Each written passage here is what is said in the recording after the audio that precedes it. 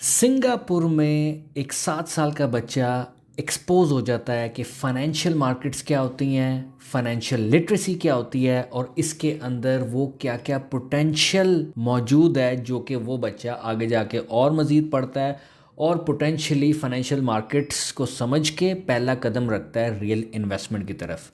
Hello and welcome back to my YouTube channel. आज हमने बात करनी है एक ऐसे टॉपिक के ऊपर कि जहाँ पे फाइनेंशियल मार्केट्स की लिटरेसी लेवल दुनिया में कहाँ पे है और हम कहाँ पे। फाइनेंशियल लिटरेसी एक्चुअली होती क्या है, और ये जो मैं आपको एग्जांपल दिया है कि सिंगापुर में बच्चे क्या कर रहे हैं और हम पाकिस्तान के बच्चे क्या कर रहे हैं, बस वो क्रैकलर्स लेके टक टक टक टक टक कर लिया या वीडियो शेयर कर दी, प्रोग्राम तो बढ़ गया है, प्रोग्राम तो बढ़ गया या वीडियो शेयर कर दी। हम सबका मकसद एक ही है, चींक टपैक डम डम what ever it is called. हम सबका मकसद एक ही है, चीन टपाक डम डम। जो रियल चीज़ है उसकी तरफ हमारा ध्यान ही नहीं जा रहा। फैमिली व्लॉगिंग को हम ऐसे देखते हैं कि जिस तरह की वो आपकी बीवी है, जिस तरह के वो आपकी गाड़ी है, जिस तरह के वो आपका ही पैसा है। मैं उनकी रिस्पेक्ट करता हूँ, ये नहीं कह रहा कि वो मेहनत नहीं करते। फैमिली व्लॉगिंग करना एक बहुत ही ज़्यादा मेहनत तलब काम है। They are doing good, they are earning money, what you are doing. आइए कवर करते हैं what exactly is financial literacy. Tension नहीं लेने का, अपुन है ना। सिंगापुर में एक 7 साल के बच्चे पे करिकुलम एक्टिव और रेगुलेट हो जाता है, जिसका मकसद है, जिसका नाम उन्होंने दिया हुआ है मनी एंड मी। आप गूगल कर सकते हैं, मनी एंड मी सिंगापुर में करिकुलम है जो 7 साल का बच्चा अडेप्ट करता है। और जापान इससे भी आगे है, एलिमेंट्री लेवल के ऊपर वो शुरू कर देते हैं सिक्योरिटीज एजुकेशन। और साउथ कोरिया में फाइनेंशियल एजुकेशन मैंडेटरी है 8 साल की उम्र से, और जो स्टॉक्स को भी इंक्लूड करती है। फाइनेंशियल ड्रीम नामी एक प्रोग्राम चाइना में चलता है जो अपने एलिमेंट्री बच्चों को एजुकेट करता है कि डिजिटल करेंसी क्या है और डिजिटलाइजेशन ऑफ करेंसी क्या है। यूरोप की बात करें तो एस्टोनिया में ये डिजिटल एजुकेशन और डिजिटल करेंसी का प्रोग्राम शुरू हो जाता है 7 साल की उम्र से। यूके थोड़ा सा पीछे है, वो 11 साल की उम्र से फाइनेंशियल एजुकेशन के ऊपर फोकस करता है। नीदरलैंड जिससे आगे आता है, जिसको हम हॉलैंड भी कहते हैं, ये इंट्रोड्यूस करके बैठा हुआ है मनी वाइज प्रोग्राम, जो प्राइमरी एजुकेशन है उसके अंदर ये 95% ऑफ स्कूल्स के अंदर इस वक्त जब आप ये वीडियो देख रहे हैं एक्सरसाइज हो रहा है। जर्मनी की बात करें, वहां पे मनी मैटर्स का एक प्रोग्राम है जो कि 10 साल की उम्र से लागू हो जाता है। स्वीडन की बात करें तो पर्सनल फाइनेंस इंटीग्रेशन उनके मैथ करिकुलम में इंक्लूड हो जाती है 9 साल की उम्र से। अमेरिका में 23 रियासतों का ये कानून है, जो 23 स्टेट्स हैं वहां पे, कि हाई स्कूल के वक्त आपने चूज करना है मैंडेटरी एक सब्जेक्ट जो कि फाइनेंशियल एजुकेशन है। कनाडा में प्रोग्राम चलता है talk with our kids about money day. ये एक नेशनल प्रोग्राम है। ये चीजें, ये प्रोग्राम्स, करिकुलम, एक्टिविटीज ये चल रही हैं दूसरे ममालिक में। ये कुछ वो मुल्क थे जो कि अपने बच्चों पे फोकस करते हैं बहुत अर्ली एज पे ही कि भाई ये फाइनेंशियल एजुकेशन है, ये स्टॉक होता है, ये कहाँ पे ट्रेड होता है, ये ईटीएफ होता है, ये सीएफडी होता है, ये फ्यूचर्स होता है। बाय द टाइम वो बच्चा 16-17 साल का होता है, उनका वो पाकट होता है, वो प्योर एक प्रोडक्ट निकलता है और वो माइंडसेट के साथ आता है कि मैंने क्या ट्रेड करना है, मैंने क्या ट्रेड नहीं करना, रियल मार्केट क्या है, रॉन्ग मार्केट क्या है। तो आप किसी पे भी बिलीव कर जाएंगे कि हाँ यार ये बंदा ठीक कह रहा है। पाकिस्तान में और इंडिया में और ऐसे ममालिक में फाइनेंशियल लिटरेसी गवर्नमेंट लेवल पे नहीं की जाती। इसकी क्या वजह है? इसका जवाब हुकूमत बेहतर दे सकती है इन ममालिक की। वीडियो बनाने का मकसद ये है कि हम फाइनेंशियल लिटरेसी में इतने पीछे हैं, और जो भी यूट्यूब पे ज़्यादातर लोग काम इस पे कर रहे हैं वो आपको आके फाइनेंशियल मोटिवेट करते हैं। ये देखें जी इतने पैसे बन गए, ये देखें जी ये ट्रेड डाली और रातों रात में अमीर हो गया, ये मेरी गाड़ियाँ, ये ऑडी देख लें, ये मैं पहले बाइक पे होता था अब मेरे पास ऑडीज आ गई हैं। This is not financial literacy, this is a scam, this is a Ponzi scheme. ये एक पिरामिड स्कीम में आपको फंसाने का झांसा है कि आप एक दफ़ा आके फंस जाएं और फिर आपको हम फाइनेंशियल लिटरेसी का जो चूरन बेच रहे थे, अब आप भी हमारे साथ इस कश्ती में सवार हों, जिस कश्ती में हम भी सवार हैं, लेकिन ऑन टाइम हम अपनी कश्ती बदल लेंगे और आपकी कश्ती में एक मोरा कर देंगे ताकि आप डूब जाएं। हाँ भाई,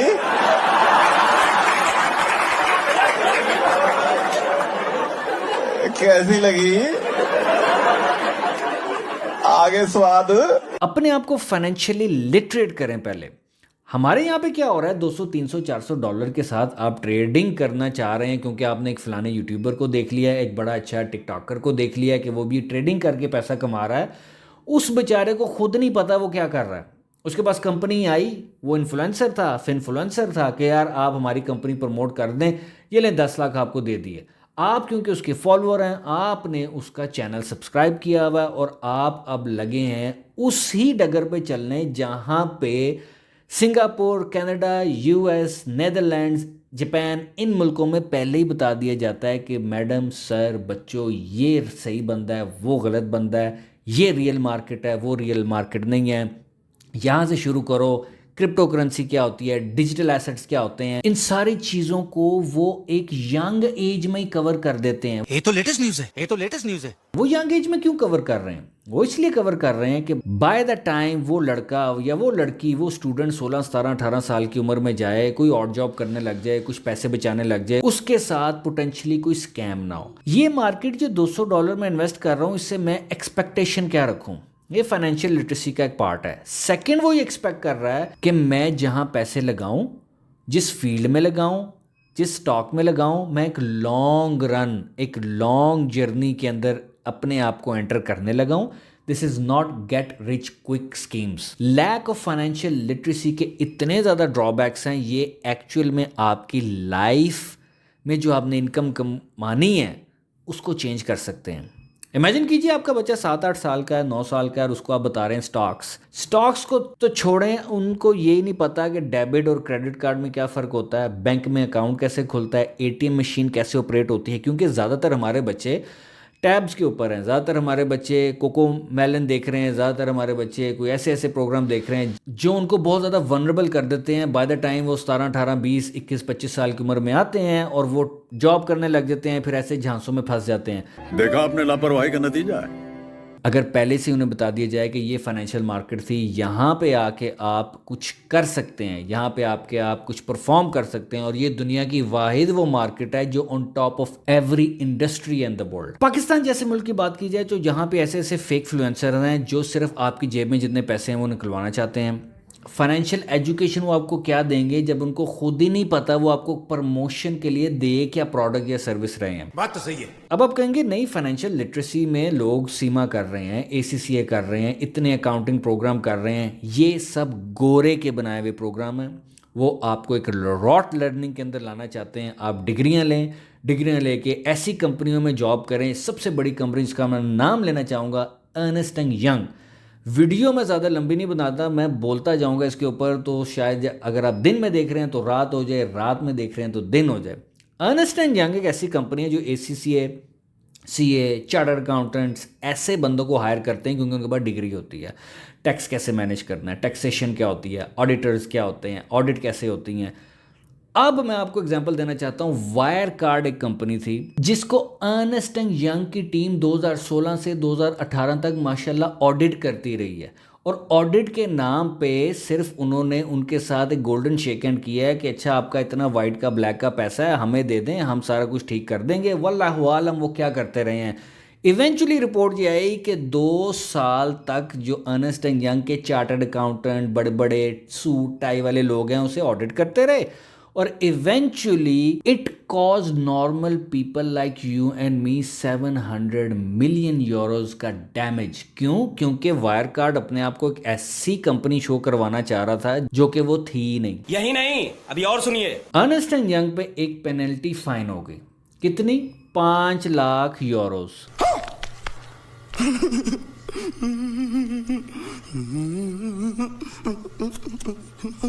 बस 5 लाख यूरोस का उन्होंने फाइन दिया। जो भी अंदर खातों में उन्होंने डील की हुई थी वायर कार्ड के साथ, वो तो कभी बाहर आएगी नहीं। 5 लाख यूरो दे के फाइन कर लिया। हाँ, हम इनको सही ऑडिट ही नहीं कर पाए। भाई इतनी बड़ी आप कंपनी है, आपका काम था ऑडिट करें। उस कंपनी में लोग कौन काम कर रहे थे? वही जो यहाँ से डिग्रियां लेके जाते हैं। बड़े बड़े ऑडिट फर्म्स के अंदर गेमें कुछ ऐसी चल रही होती हैं कि ये कंपनी है, ये हमारा क्लाइंट है, ये हमने इसका शो करना है, इस चीज़ के वो हमें पैसे दे रहा है। वो कैसे करना है वो हमारे ऑडिटर्स को वो खुद गाइड करते हैं। ये लूप होल्स, वो लूप होल्स। इवेंचुअली लोगों को हाथ धोना पड़ा 700 मिलियन यूरोज से। अर्नेस्ट एंड यंग की एग्जांपल बताने का मकसद ये था कि आप इतनी बड़ी कंपनी से इतनी बड़ी चुस, इतनी बड़ी बोंगियां एक्सपेक्ट नहीं करते। जनता माफ नहीं करेगी।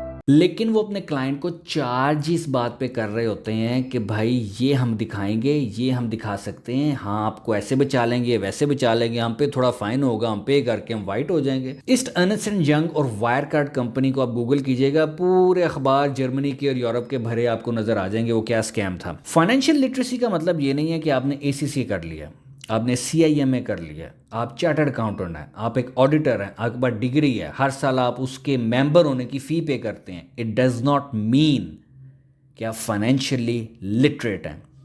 इट मीन्स कि बड़ी बड़ी कंपनीज आपको ही यूज़ करके अपने बेनिफिट के लिए क्या क्या कर रही होंगी आपको पता ही नहीं है। मुझे अपने घर जाना है मुझे घर जाना है। हम किसी भी लेवल पे कुछ नहीं कर रहे। हाँ, यूनिवर्सिटी के टूर्स मैं भी अक्सर देखता हूँ लिंक्डइन के ऊपर, बड़े बड़े ब्रोकर्स ने, बड़े बड़े इंस्टीट्यूशंस जो पाकिस्तान के बने हुए हैं, उन्होंने बस एक ट्रिप करवा दिया, ये स्टॉक एक्सचेंज होती है। That is not only financial literacy.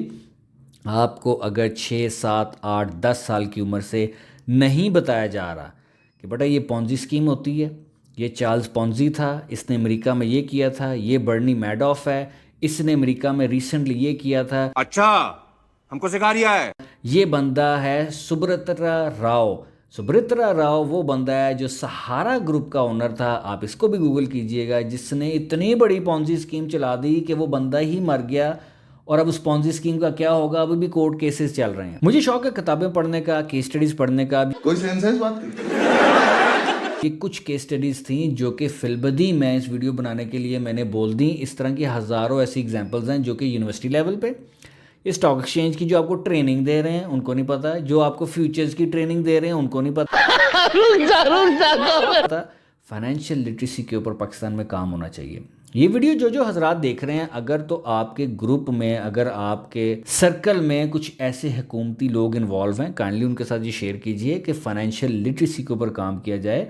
Singapore, Canada, US, Netherlands, Denmark, इतने बड़े मुल्कों में इतनी छोटी एज से ही ये चीज़ डेवलप कर दी जाती है ताकि उनके साथ स्कैम ना हो। यही वो रीज़न है Pakistan, India, Bangladesh, Nigeria, African countries, इन कंट्रीज में सबसे ज़्यादा CFD, forex, broker, agency, company, इनके ऐड चलते हैं। चलो भाई देखो अब मैं क्या करता हूँ। पता ही नहीं है क्या कर रहा हूँ, पता ही नहीं है कहाँ पे इन्वेस्ट कर रहा हूँ, फलाने को देखा, दैट इज़ इट। हमें एज अ नेशन इस आवाज़ को बुलंद करना चाहिए कि financial literacy is very important. अपने बच्चों को ये बताएं डेबिट क्रेडिट कार्ड में क्या फ़र्क है, क्रेडिट लिमिट क्या होती है, इंटरेस्ट क्या होता है, बैंक क्यों ज़्यादा पैसे मांगता है, बैंक कैसे बनता है। ये गेम्स बना के सिंगापुर की क्लासरूम में डिजिटल मनी को, उनकी एप्स हैं जो बच्चा एक दूसरे को ट्रांसफ़र करता है, एक सेटिस्फेक्शन फील कराई जाती है कि ये वो पैसा है। इतनी छोटी एज से जब आप फाइनेंशियल लिटरेट हो जाते हैं तो आप सिंगापुर जैसा मुल्क बनते हैं। क्या है सिंगापुर में? छोटा सा मुल्क है, लाहौर शहर जितना भी नहीं होगा। क्या उगता है वहाँ पे? कुछ भी नहीं।